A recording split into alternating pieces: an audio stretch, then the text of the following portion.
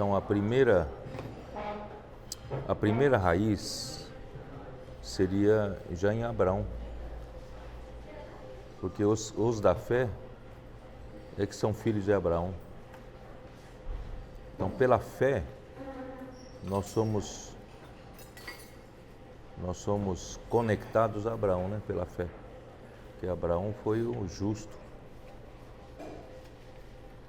que creu em Deus e isso lhe foi imputado por justiça. Então, por essa linha da fé, nós, a igreja, fomos conectados com Abraão. Então, essa é a nossa raiz, a primeira raiz. Então, esses versículos de Romanos prova, embora a gente não era, mas fomos enxertados. Os judeus eram, mas rejeitaram a Cristo, foram cortados. E nós não éramos, e agora fomos enxertados na raiz, né? Em termos da história da igreja, nós também não surgimos no século XX. Em termos da história da igreja, nós surgimos no Pentecoste. Quer dizer, surgimos na morte e ressurreição de Cristo. Quando Cristo morreu, ressuscitou, né? Ele gerou a igreja e essa igreja oficialmente foi estabelecida aqui na Terra por meio do Espírito Santo no dia do Pentecoste. Então essa é a nossa linha. A nossa linha não é de Watchman Nee, Whitney só de lá. A nossa linha é desde... Isso é importante. É importante saber. Então nós temos solidez. Nós não somos aventureiros do século XX, século XXI. Né? A nossa raiz vem de longe. Foi Deus mesmo que estabeleceu, né? Então é isso que precisa ter clareza, os irmãos precisam ter clareza. Amém. Em segundo lugar, ter clareza na questão de número, né? Número de pessoas. Isso, não só os chamados, mas também os escolhidos, né? Essa é a nossa linha, os escolhidos. E pelo menos queremos trabalhar para isso. Amém.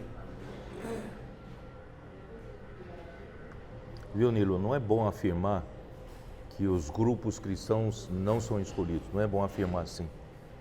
E que, né, a igreja é escolhida. Não. Os que vivem a vida da igreja, a gente quer trabalhar para que sejam escolhidos. Não todos vão ser escolhidos. E os que estão no grupo cristão, nós queremos que esses líderes sinceros, que amanhã reconhecer a palavra profética e levar essa mesma palavra para trabalhar no meio deles, também haja escolhidos. Essa é a nossa esperança, né? Porque não é o fato de você estar na vida da igreja você ser escolhido. Da palavra que o irmão Doug falou, então, isso no passado era uma definição muito simples. Muito simples. Não é pelo fato de você estar na igreja você é escolhido. Você tem que pagar o preço. Tem que pagar o preço. É. Isso que você está falando é bom, Pedro, porque nós temos sobre os nossos ombros a responsabilidade de todos os filhos de Deus. Sim. Não é? Então, se nós temos essa responsabilidade sobre eles, então é importante, né, que eles sejam alcançados. Né? Aí você falou sobre a raiz, então você também sempre tem falado que a experiência de Paulo foi uma sequência do que aconteceu com Pedro, né? E nós estamos nessa linha, né? Essa é a nossa raiz, né? Daí vem a nossa raiz. O que eu quero dizer assim, se você for mais ao longe, a nossa raiz é Abraão. Certo. Pela fé. Se você pegar a história da igreja, a nossa raiz não está no Watchman Nee. A nossa raiz vem desde a morte e ressurreição de Cristo e o dia do Pentecostes inaugurou oficialmente a igreja. Amém. E a nossa raiz vem desde lá. Pedro, isso que você falou, o Pedro falou uma mensagem, não sei aonde, que nós, julgando todos os cristãos, tribos, né? A nossa responsabilidade é cuidar das outras tribos, espiritualmente. Nosso objetivo... É isso que pesa para nós. Porque, sabe por quê? Se os escolhidos todos precisam vir até nós, de viver conosco, nosso alcance é pequeno, né? Mas eu acho que os escolhidos estarão principalmente entre nós. Isso eu posso dizer. Quem viver seriamente a vida da igreja, eles estão muito propensos em ser vencedores. Quem viver seriamente. Por isso que ultimamente tenho falado para os irmãos engajar os irmãos. Engajamento e comprometimento faz dele um vencedor. Amém. Não viver de qualquer maneira, né? De uma maneira solta na igreja. Não, mas comprometido. Tá? Então aí ele vai experimentar o que é entrar pela porta estreita, o que é andar no caminho apertado, né? Vida da igreja, realizar a obra de Deus, né? Nos Estados Unidos você usou as duas parábolas de Mateus 24 e as parábolas de Mateus 25, né? É. Sim, também dos talentos. Dos talentos. Igual o hino, né? Ser restringido assim é bênção para mim. É. E os 5 delas as 10 eram chamadas, mas dentre as 10, 5 foram escolhidas porque não viveram para si mesmo, né? Tanto aqueles dois com 5 talentos e 2 talentos, né? Tem direito ao galardão. Fica mais claro isso aí agora com Enoque, né? Que foi falado para Enoque comparando com as virgens prudentes, né? 10 netos, 10 prudentes. Eles agradaram a si mesmos, né? Para agradar a Deus. Bem, conexão. Então, a chance de ser vencedor é muito maior daqueles que estão vivendo a vida da igreja, mas não é garantia, né? Não é. E também não quer dizer que aqueles que estão nos acompanhando de fora não tenha vencedores entre eles. Sim. Esses que levarem essa palavra, reconhecerem que é a palavra para o povo de Deus hoje e levarem para praticar, muito provavelmente lá também vão surgir. Amém.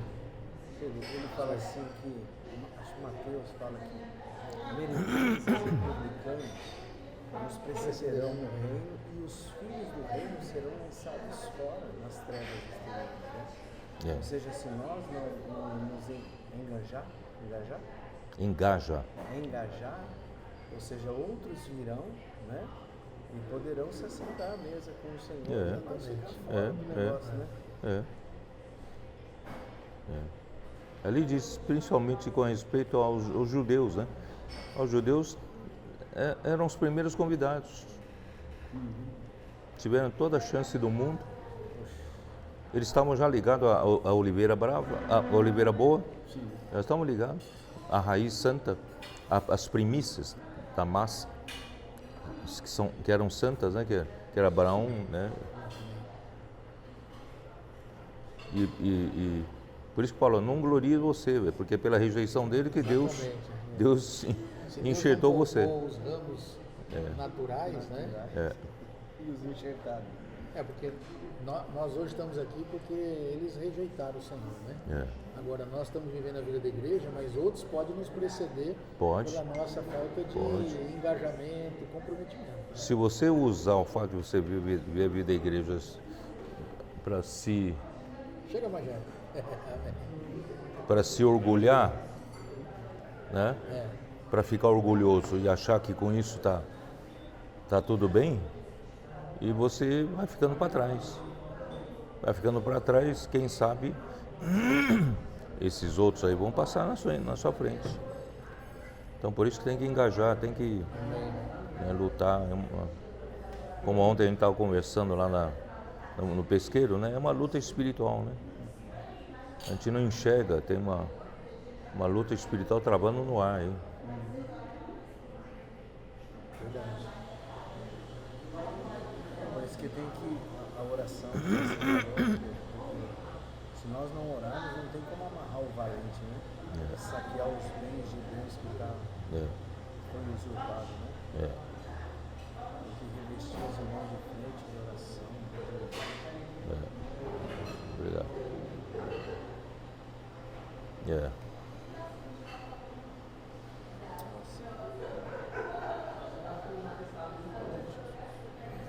prática de orar pelas pessoas também está nos levando a outra, vamos dizer assim, a outra etapa, né, da vida da igreja, porque nós estamos entrando realmente no reino de Satanás mesmo. Quando nós paramos e pedimos para a pessoa, queremos orar por ela, isso muda a história da vida da pessoa e muda a nossa também.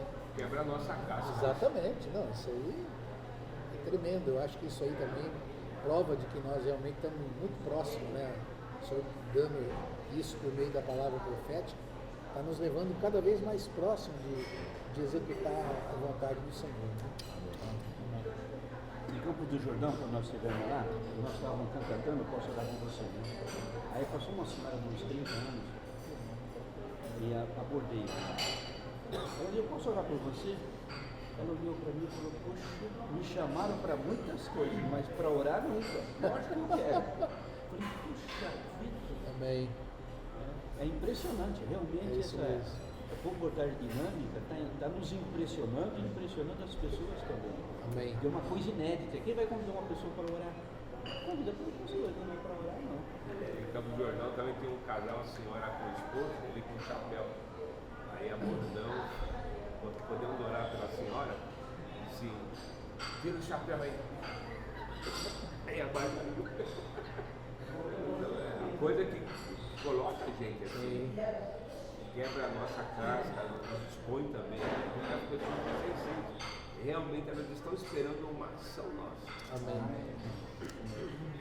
Então, eu fico pensando, né, depois daquela conversa com Adriano, com o Gerial, né, então, sobre esse mundo angelical, né?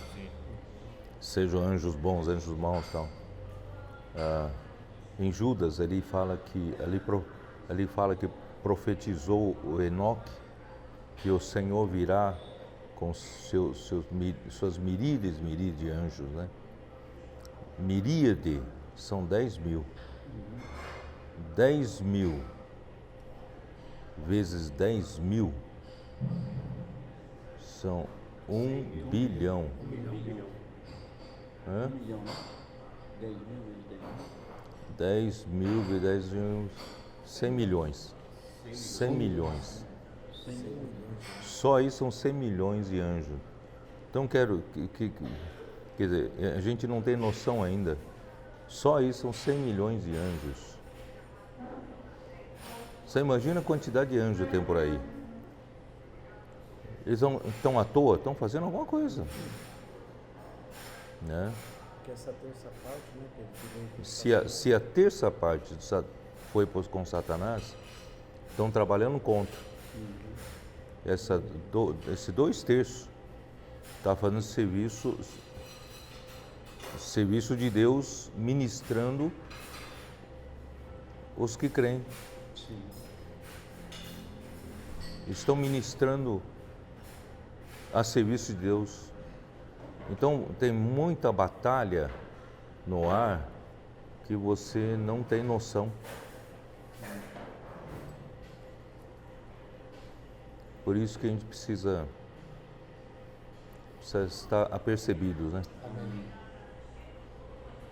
Porque uma tentação aqui, uma falha aqui, um defeito aqui, às vezes você pensa que é meramente uma coisa humana, mas não, é uma preparação aí para, né, para derrubar você, alguma coisa. Né?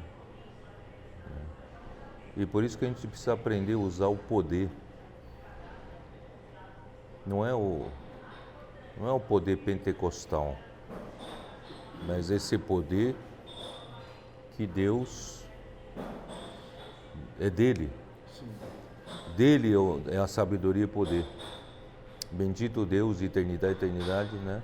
Porque dele é a sabedoria e o poder. E ele deu esse poder para Cristo, que ele levou, colocou a sua destra e colocou nos lugares celestiais. Está lá em cima, acima de todo outro poder, acima de toda autoridade, né? Nós como humanos usurpamos esse poder e trazemos para nós, né? Aí é quando vem a queda. Eu uso o poder para satisfazer o meu ego, para mostrar que eu sou o poderoso. E não dizendo, como você falou, tem que falar sobre a fonte. A fonte é Deus. Não, aí você não está usando o poder de Deus, está usando sua capacidade. Né? Se você usar o poder de Deus, está tudo certo. Se você usar o poder de Deus, está tudo certo. Porque você está conectado a Deus. E quem é o canal pelo meio você pode conectar é Jesus, que está à destra de Deus. Você não consegue se conectar diretamente a Deus. É sempre por meio de Jesus. Por isso que era necessário elevar esse homem, Jesus, à destra de Deus, para que o poder possa fluir a nós. Senão não tem uma válvula de saída para nós homens. Pedro, aqui no 1 Timóteo, capítulo 4, ele fala, ora, o Espírito afirma expressamente que nos últimos tempos alguns apostatarão da fé por obedecerem a espíritos enganadores e a ensino de demônios. Para chegar aqui,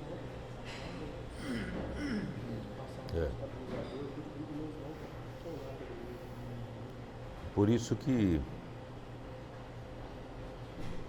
que há muita... Se você vive pela capacidade humana, você vive pela capacidade humana e às vezes você precisa de um poder um pouco maior do que o humano, você vai entrar no mesmo princípio de idolatria, você vai apelar para uma força angelical maior que a sua, fazer o seu desejo. Às vezes até por um bom cristão, um bom pastor que quer fazer a obra de Deus e não consegue, não sabe usar do poder, mas ele apela para esses poderes, esse que é perigoso.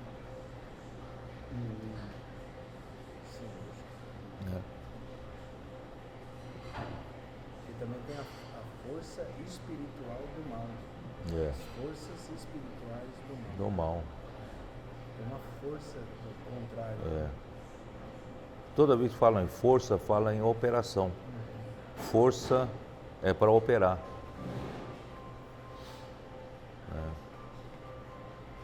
Por exemplo, você tem um seu carro.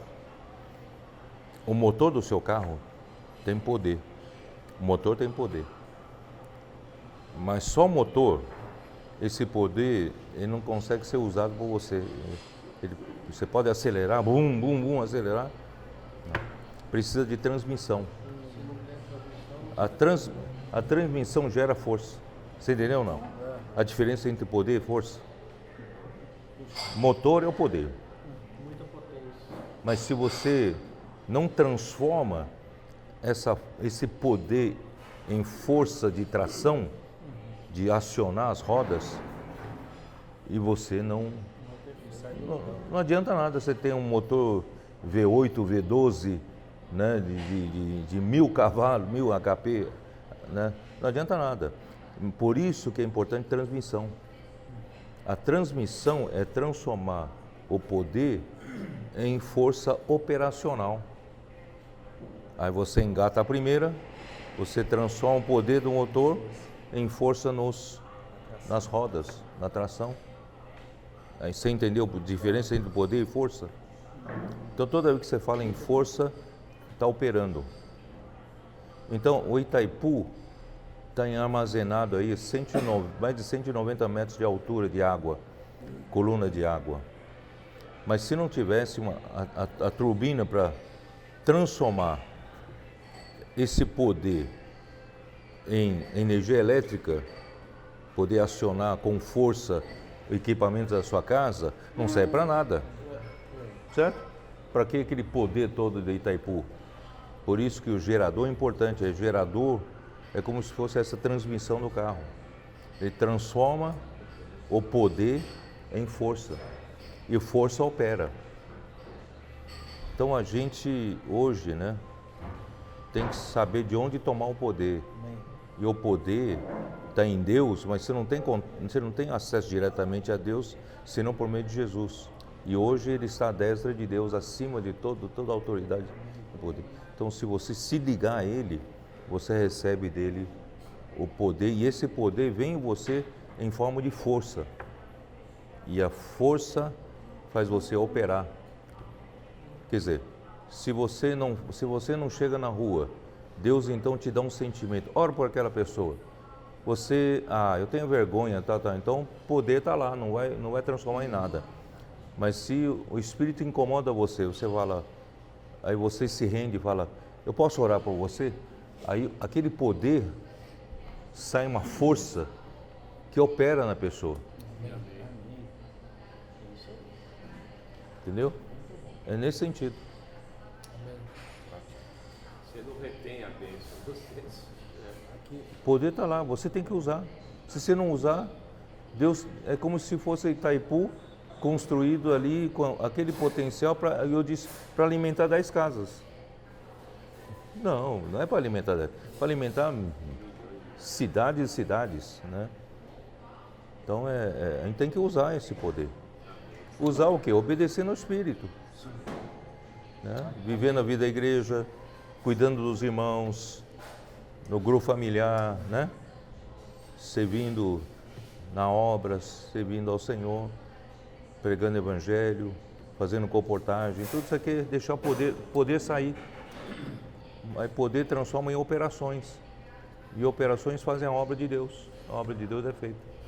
Pode-se usar esse versículo aqui, porquanto há um só Deus e um só mediador entre Deus e os homens, Cristo Jesus, Sempre. Um só Deus, Cristo sendo o canal para que o poder de Deus Sempre. chegue até ele. Sempre. Cristo sempre é o mediador, sempre é o canal. Acho que Efésios 1, né, por tudo isso que você parece que fica mais claro ainda, né? Como que está tudo escondido ali, né? Versículo 9, depois o 18, 19, 20, falando do encabeçamento de Cristo, recebendo o poder, aí Marcos, né? Que é o que você aplica, né? Então, Efésios 3 fala 2 vezes sobre como operacionaliza, né?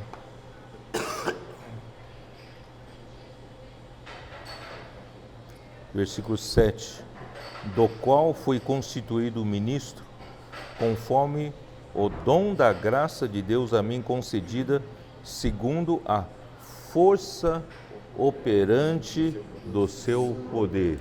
Ele tem um motor, mas também tem uma transmissão que transmite força para você.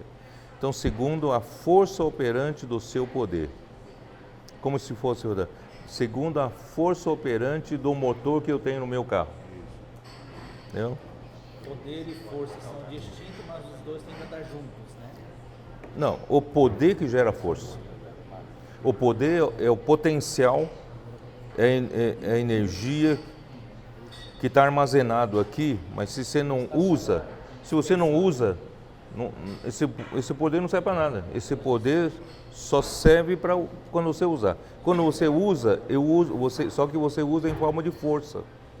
Está ali latente, né? Quando usa ele se dispõe. Você usa a corrente elétrica que liga aquele ar-condicionado lá, né? A corrente está ali. Está ligado a Itaipu. O poder do Itaipu está lá. Mas quando você liga, aí traz para você, traz força para você. Entendeu?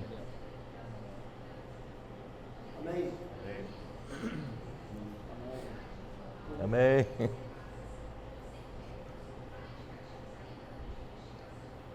Aí tem outro versículo onde está.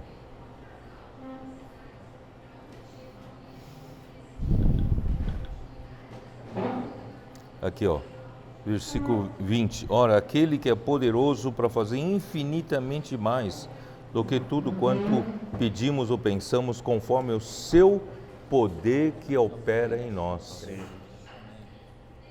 O poder que opera em nós, ele vem em forma de força.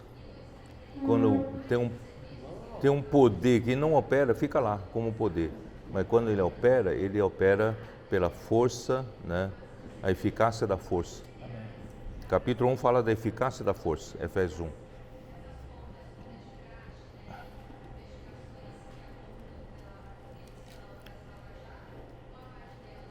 Por isso que quanto mais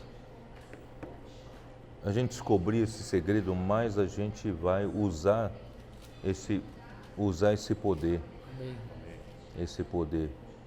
E quando você usa esse poder, como esse poder começa lá em cima, acima de todo o principado e potestade, esses principados de potestade tremem, porque você está ligado ao Supremo, né? Se você usar seu poder, ele vai dizer: Paulo eu conheço, mas quem é você? Ele pula em cima de você e domina você, né? Por quê? Porque ele conhece que Paulo está ligado lá em cima. E o poder que Paulo estava ligado está acima de todo o principado e potestade. Então a gente precisa aprender a usar mais esse poder, né? Mas cada vez está ficando mais claro. Você está mostrando mais aberto assim para a gente, né? O público, está ficando mais claro para nós.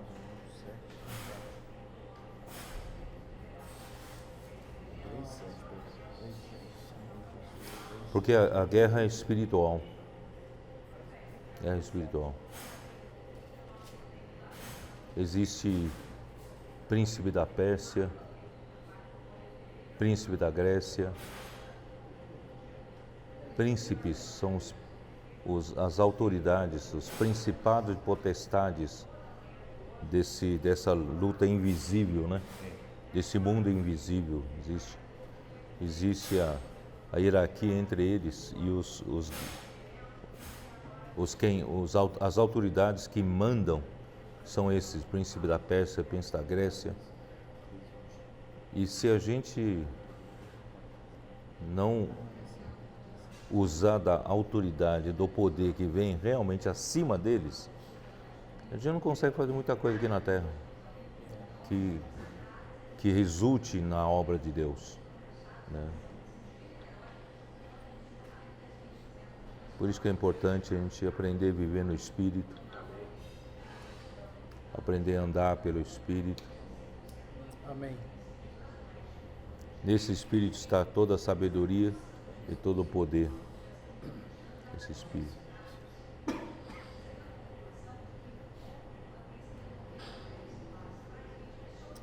Tentando lembrar aquele versículo de Colossenses. Versículo que fala sobre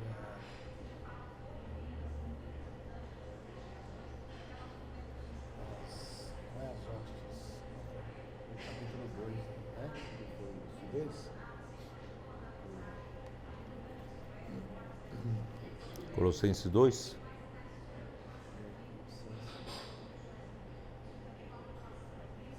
O que você queria falar?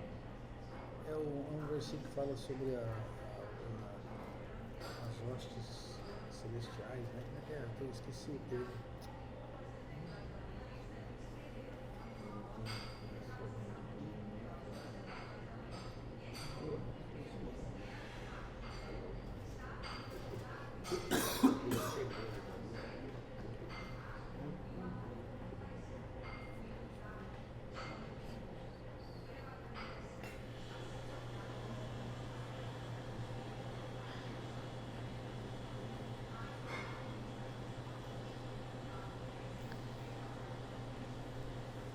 Por isso que quando começou a igreja no dia de Pentecostes, né?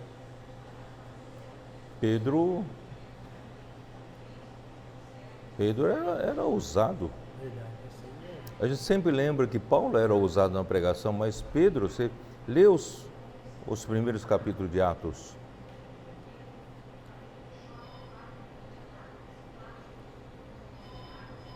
No capítulo 2, quando ele se levantou para falar, falava cheio de poder, cheio de autoridade. Ele mostrava que até os prodígios, os milagres que Jesus fazia, né, era Deus fazendo por meio dele. Ora, se Jesus não usava a sua própria capacidade, mas deixava Deus fazer as coisas por meio dele, e por que o homem hoje tenta fazer as coisas por si mesmo? Achar que ele tem poder, ele tem capacidade. Por isso que quando Pedro curou aquele coxo de nascença, e a multidão veio até ele como se, puxa, esses aqui são semideuses, né? Mas vocês estão olhando para mim, para nós, como se pelo nosso poder ou pela nossa piedade nós tivemos feito isso. Não, não somos não. Em nome de Jesus Nazareno, que esse homem foi curado. Porque sabe usar o poder certo. Por que às vezes as coisas não funcionam? Porque a gente não usa o poder certo. Usa a nossa capacidade, usa a nossa... Ele foi tão ousado, que quando as autoridades, né, sumo sacerdote, as autoridades eclesiásticas na época eram a própria autoridade do povo. Era autoridade religiosa, mas também era autoridade política, né, do povo. E ele foi ousado. Vocês crucificaram esse Jesus, que se tornou a pedra de tropeço. Como Estevão também, né? O discurso dele lá. Isso é uma coisa que a gente tinha perdido, Pedro. A gente só lembrava da experiência de Paulo, realmente. Quem deu o start foi esse espírito de poder, de pregar o evangelho, de falar em nome do Senhor Jesus, foi Pedro, realmente. Né? E aí, se falar de dar a fonte, né? Pedro usa muito o nome do Senhor Jesus Cristo. No começo ele mostra a fonte. Não é pelo meu poder, não. Ele sempre é. Até no batismo, né? Ele usava o nome dele, mostrando a fonte. Foi empoderado mesmo, porque quando Jesus morreu, ele estava com medo, trancado no quarto, Aí depois... Ele falou assim, ó, olha só, versículo 14, né? Vós, porém, negaste o santo e o justo e pediste que vos concedesse um homicida. De Sarte, mataste o autor da vida, a quem Deus ressuscitou dentre os mortos, do que nós somos testemunhas, pela fé em nome de Jesus, é que esse mesmo nome fortaleceu esse homem, que agora vedes e reconheceis. Sim, a fé que vem por meio de Jesus deu a esse saúde perfeita na presença de todos nós. Amém. Ele insistia, né? Questão do nome, né, que você falou, né? Não, e você falar em nome de Jesus, isso arrepiava a liderança dos judeus.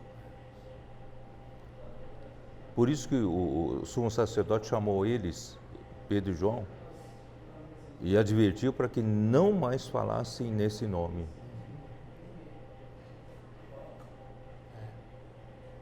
Então todo o poder, acesso ao poder está nesse nome. E como nós podemos deixar de falar desse nome? Que não ouvir antes a voz do que a Deus? Né? Só que depois da perseguição, Pedro se calou. A pressão interna era tão grande, dizendo, Pedro, se você continuar sendo radical desse jeito, a igreja não tem caminho para conviver aqui na Judéia. Melhor a gente ir para outra linha, menos radical. Aí começaram a apoiar o Tiago. Tiago não era um homem mau, ele era piedoso, só que era mais conciliatório. Não precisa ser tão radical assim. Então, praticamente a obra de Deus ali, né, Deus ainda usou ele para abrir porta dos gentios na casa do Cornélio, né? E quando ele voltou da casa do Cornélio, os de Jerusalém, os primeiros que cercaram ele em Jerusalém foram os da circuncisão. Repreenderam ele. O que você foi fazer? Foi na casa dos gentios? Que negócio é esse? Aí ele teve que relatar a visão que ele teve do lenço que desceu do céu, tal, e que o Espírito Santo desceu sobre eles. Se Deus acolheu eles, quem sou eu para rejeitá-los? Aí calaram. Só que isso mostra a insatisfação dentro de si de um grupo já dentro de Jerusalém. A ponto de os discípulos, na grande perseguição, saíram. Tiveram liberdade para sair para pregar o Evangelho. Os apóstolos ficaram para cuidar da igreja, era um momento de grande crise, né? Tal. Mas também ficaram de mãos atadas, não conseguiram fazer mais nada. talvez Pedro tenha recuado um pouco também por causa da perseguição ao povo, né? Não era só ele, era o povo também que era perseguido. O povo também estava sofrendo. Talvez o povo tenha ido ver e falou, Pedro, como é que nós vamos fazer? Aí tem uma recuada, isso também. Então, aí o Espírito Santo não teve como prosseguir em Jerusalém. Aí, nesse momento, ele foi preparar Paulo. A conversão de Paulo no caminho para Damasco. Mesmo perseguindo a igreja, foi ali que foi salvo, né? Se converteu. Aí ficou um tempo ali e tal, e causou um certo problema e mandaram ele para Tarso. Ficou quietinho lá. Ele chegou tocando terror lá também, né, Paulo? Não. Paulo já chegou. Aí falando, ó, menino, fica um pouquinho quietinho aqui, que nós acabamos de pagar o fogo aqui do Pedro, né? De Pedro, agora vem você. Está querendo acender de novo, né? E houve paz, né? Houve nas paz. igrejas depois que Paulo saiu. Mas essa de lá. paz é questionável, né? É aquela que... Aí o Espírito Santo não aguentou, né? Chegou a Antioquia. Não era para pregar evangelho para os gregos, nem para os gentios. Alguém, acho que desavisado, pregou o evangelho errado, né? Devia pregar o evangelho só para os judeus? Posso orar por você? E quem pregou o evangelho para os gentios, né, em Antioquia, foi os de Chipre e os de Cirene. Do Chipre e Cirene. O Barnabé era de Chipre, né? Então ali mandaram o Barnabé. Barnabé, vai lá ver lá a confusão que você fez lá, vai lá ver. É da sua turma. Ele gostou, foi lá, opa, essa igreja aqui tá boa, né? E aí ele se lembrou de Paulo, ó, aquele louco aqui serve. Esse é o último. Vamos trazer ele aqui, vou trazer ele aqui. Aí começou o ministério de Paulo, quer dizer, o ministério de Paulo é a mesma sequência do ministério de Pedro, quando foi impedido de exercer, o Espírito Santo veio para cá. É que nem a água, né? Você tenta segurar aqui, ele vai para lá, a água vai para lá, né? Então você não consegue segurar a água. Então o Espírito, por isso que eu digo que no passado, desde o Watchmani, a gente aprendeu que são duas linhas, a linha de Jerusalém, a linha de Antioquia. Hoje eu estou afirmando que não são duas linhas, é a mesma linha. Amém. É a mesma linha. A linha de Jerusalém, o Espírito não teve mais caminho, ele desviou, foi pela Antioquia. Mas o Senhor honra tanto os 12 discípulos, 12 apóstolos, porque tem um lugar especial, especialíssimo na economia de Deus. Por quê? Porque eles foram os únicos que podiam ser testemunhas oculares de tudo que Jesus fez. Eles viram com seus próprios olhos, eles ouviram com seus próprios ouvidos, tudo que Jesus fez. Tanto é que na escolha do 12º apóstolo, eles tinham uma condição, um pré-requisito. O pré-requisito é que tinha que ser alguém que presenciou Jesus, tudo que Jesus fez, desde o dia do João Batista, batismo de Jesus, né, por João, até o dia que Jesus foi assunto ao céu, aos olhos deles. Então, durante todo esse tempo, eles tinham que escolher alguém que foi testemunha ocular. Então, porque quem não conviveu com Jesus naquela época não tem mais chance de conviver, quer dizer, então eles são realmente especiais. Por isso que Deus usou Pedro, dos 12, para começar o ministério, enxertou Paulo e depois terminou com João. Amém. João saiu de Jerusalém, deve ser em 69, foi parar em Éfeso e deu continuidade à obra de Paulo. Isso é coisa de Deus, isso é coisa do Espírito. E em Éfeso, ele cuidou de toda a Ásia Menor, tanto é que Apocalipse foi mandado ele escrever a carta às 7 igrejas da Ásia Menor, né, que na verdade representavam todas as igrejas, né? Então, e o ministério de João poderia ter terminado com a sua morte. Se eu não me engano, ele morreu com 103 anos de idade, morreu de velhice.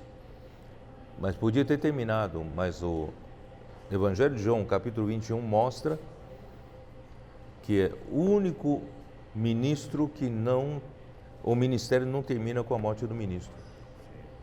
Se eu quero que ele permaneça até que volte, que te importa? Então, o que não vai morrer até a volta do Senhor é o ministério. Amém. E o ministério dele permanece até o dia de hoje e nós estamos dando continuidade ao ministério de João. Então, esse ministério, por isso na conferência eu vou falar do único ministério. Esse único ministério começou com Pedro e vai terminar com João. Amém. Dos 12, são dos 12. Deus honra tanto os 12. A inserção de Paulo foi importante, porque Paulo, o único que teve a graça de Deus revelar seu filho diretamente a ele. Ele recebeu revelação direto de Deus. Nenhum homem pode dizer eu recebi direto de Deus, nenhum homem. Nós sempre recebemos uma revelação de Deus, mas por meio da palavra, por meio da Bíblia. A Bíblia já está à nossa disposição, mas Paulo não tinha. Então a revelação que Paulo teve era uma revelação singular. Eu diria, o único homem poderia ter isso, essa experiência, era ele. Aprove a Deus revelar seu Filho em mim. Ao ler essas coisas, podeis compreender o meu discernimento sobre o mistério de Cristo. Né? Então, assim, ele foi um caso especial, porque ele tinha condições de entender a revelação e escrever. Tinha o único que tinha condições. Então, por isso que Deus chamou ele especialmente. O apóstolo João, então, provavelmente ficou 4 anos preso na ilha de Patmos, porque na verdade... Conta essa história, que ele ficou 4 anos em Patmos. 4 anos, né? É porque nós tinha aquela... que ele tinha ficado 20 anos. 20 anos, Ele ficou aproximadamente... Eu acho que ficou 4 anos. É que quando entra a história, você nunca consegue assegurar. Isso. Mas eu acho que são 4 anos. Por quê? Porque, por que ele foi banido para a ilha de Pátimo? Porque o imperador Domiciano, naquela época, Domiciano, se fazia de Deus. Muitos imperadores romanos, eles queriam que fossem adorados como Deus. E queria que todo mundo adorasse e tal, e João não adorou. Aí conta a história, não sei se é lenda, tá? Conta-se a história, que então o imperador mandou jogar João dentro de um recipiente com óleo fervendo. Aí jogaram ele e nada aconteceu. Aí não tem mais o que fazer com ele, mandou banir ele para a ilha de Pátimo. Aí lá ele teve a visão de Apocalipse. Aí para mim ele voltou para dar continuidade ao seu ministério, cuidado das igrejas da Ásia Menor ali. Porque 20 anos, nesse período de 20 anos, a igreja poderia se perder, nesse período assim. Exatamente. Sem uma liderança, né? Sem falar. Você vê, Paulo foi martirizado em 67. E a história fala que João foi para lá em 69, em Éfeso. Então, esses 2 anos não dá para se perder. Porque se delongar mais tempo, pode ser que toda a obra que Paulo preparou teria se perdido. Então, foi logo em seguida que João foi para lá. E a principal obra de João, porque Paulo, ele sabia lidar com conhecimento, porque ele recebeu uma revelação tremenda, né? Uma carga de revelação que é conhecimento. Ele sabia lidar com esse conhecimento porque ele teve a visão. Mas os que recebiam dele esse conhecimento não sabiam lidar com o conhecimento. Aí é tudo para a cabeça, né? Ainda mais no meio dos gregos. Os gregos eram muito dados à eloquência, sabedoria, conhecimento, e ficou tudo na área intelectual. Aí, ensoberbecimento, aí né, a vida não consegue florescer, a vida não consegue levantar. E João teve o maior mérito, é levar esse pessoal com esse conhecimento todo. Por isso que o irmão Dong fala que João usou as epístolas de Paulo para ajudar Porque o conteúdo da economia do Novo Testamento está com Paulo. Paulo que trouxe a revelação. E até mesmo o Evangelho de João, quando você dá uma mexida nele, você vê mesmo a história de Éfeso por baixo, né? O sentimento de João de levar os irmãos de volta ao princípio, do Espírito, né? Para a vida, praticar, sair, tanto que eles influenciaram as igrejas da Acaia, né? Corinto foi influenciado pelo... Foi. Então, no fim, você vê que João, no fim, sempre desemboca no amor. É aquilo que eu falei no pesqueiro. O que Deus está fazendo vai terminar no que é perfeito. E o que é perfeito em 1 Coríntios 13, o que é perfeito é o amor. Está mergulhado. De amor ao próprio Deus. Nós vamos estar mergulhados em próprio Deus. Mergulhado no amor. E amor, a gente não tem ideia. Você vai estar mergulhado no amor, esse amor satisfaz o homem. A mim não é precisar de pescaria mais, viu? O que mais ele se ressente é de que na Nova Jerusalém não vai ter pesqueiro para ele pescar, porque o mar já não existe, né? Então, eu estou conformado, depois que eu descobri que eu vou estar imerso no amor do Senhor, né? Porque a satisfação que o homem vai ter, Deus realmente vai satisfazer o homem.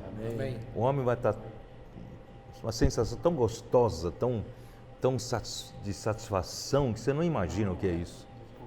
Você não imagina o que é isso. Amém. O Pedro fala que o amor encobre multidão de pecados, né? Esse amor, nós podemos também desfrutar do antigozo desse amor vivendo a vida da igreja, né?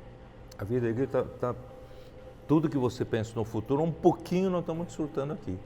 O Senhor deixou uma pitada só para nós ter Vou deixar só uma quileirinha aí para vocês. Mas é verdade, quando você consegue entrar nisso, né? Você some.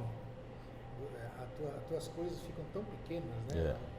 As experiências que você pode chegar a ter de comunhão plena com o Senhor, você simplesmente não faz questão de nada. Né? Por isso que eu digo, aquelas pessoas que vão ficar nas trevas exteriores com choro e ranger de dentes, eles vão dizer naquele dia: puxa, se eu soubesse que era isso, eu não sabia que era uma coisa tão grandiosa. Se eu soubesse que era isso, eu daria a minha vida toda, mas já é tarde. Aí já será tarde. Isso aqui você vê que você está falando da profecia, que 2 Pedro 1 fala. E temos ainda mais firme a palavra profética, a qual bem fazer estar atentos como uma candeia que alumia em lugar escuro, até que o dia amanheça e a estrela da alva surja em vossos corações. Sabendo primeiramente isso, que nenhuma profecia da Escritura é de particular interpretação, porque a profecia nunca foi produzida por vontade de homens, mas os homens fazem parte de Deus falarem movidos pelo Espírito Santo. É isso mesmo. Isso mesmo.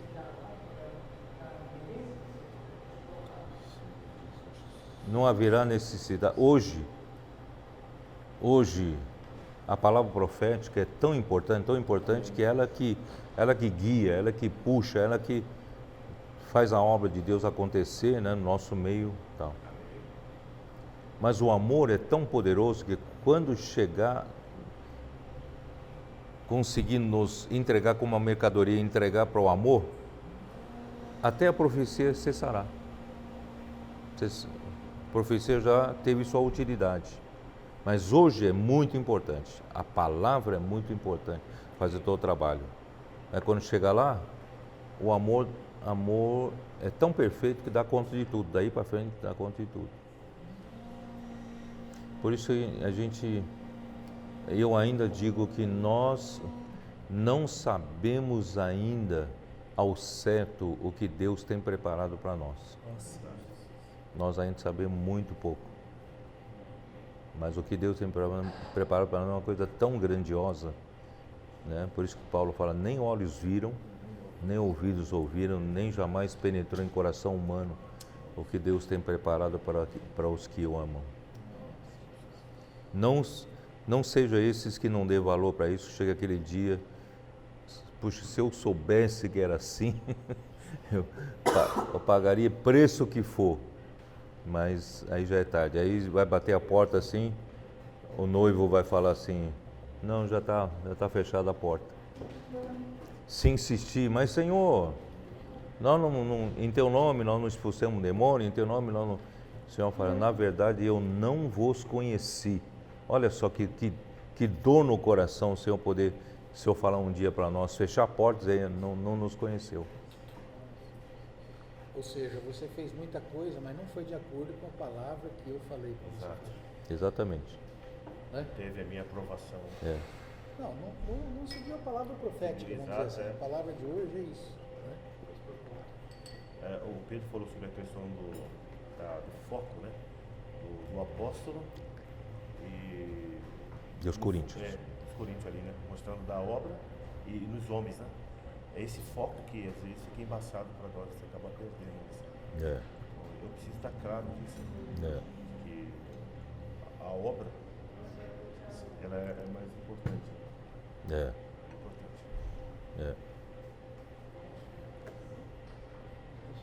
Paulo em Efésios capítulo 3, ele desfrutou um pouco desse amor, mas ele fala qual é a largura, qual é a profundidade.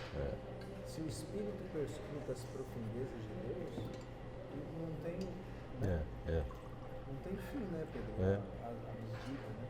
Então, na verdade, Paulo está falando da piscina do amor. A largura, comprimento, altura, profundidade, cabe todos nós dentro. Não tem fim, tem fim.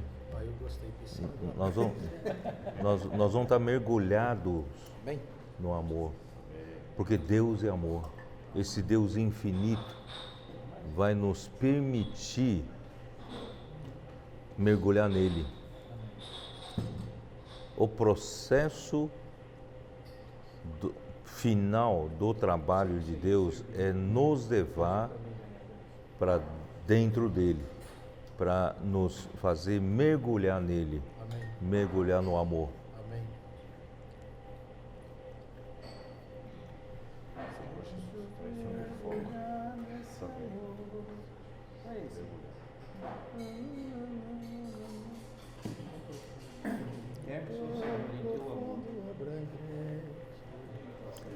Hoje na vida da igreja, a gente pratica amor, a gente pratica unidade. Tudo isso é apenas um início do que Deus quer alcançar em nós. Então, se a gente não tivesse o amor de Deus, é difícil a gente ser um. E não sendo um, é difícil a gente ter a unidade real. E sem a unidade não tem a bênção do Senhor. E sem a unanimidade a obra do Senhor não avança. Então nós precisamos ser aperfeiçoados no amor e aperfeiçoados na unidade aqui hoje. Então quando você fala de aperfeiçoar na unidade, significa também aperfeiçoar no amor. Não é essa unidade técnica que a gente fala, né? Precisamos ser um, irmão, precisamos ser um. Não é essa unidade técnica, é uma unidade orgânica, né? Porque Deus é um, o Pai e o Filho são um, e Ele quer nos fazer um. Essa unidade é orgânica, é só Deus que consegue fazer. Então, quanto mais nós crescemos em Deus, mais crescemos em amor, mais crescemos na unidade. E essa unidade vai resultar, no final, nos fazer todos mergulhar dentro de Deus, ser um com Deus.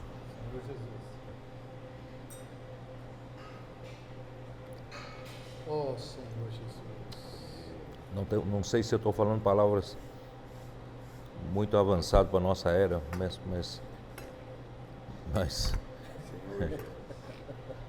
é para isso, é para aí que o Senhor está nos levando. Amém.